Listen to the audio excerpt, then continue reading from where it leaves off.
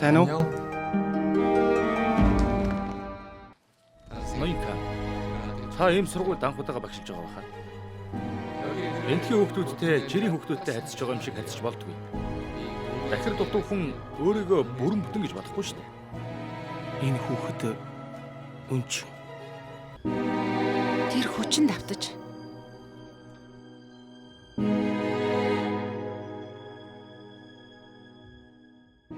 Үнэхээр жигшүүртэй хэрэг. Энэ үнэхээр захирлуу, тийм ээ? Сагдаад мэддэх хэрэгтэй.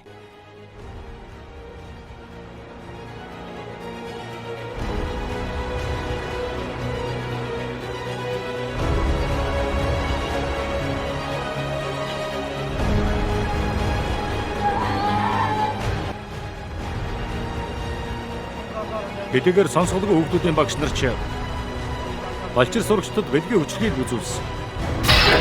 Минсу!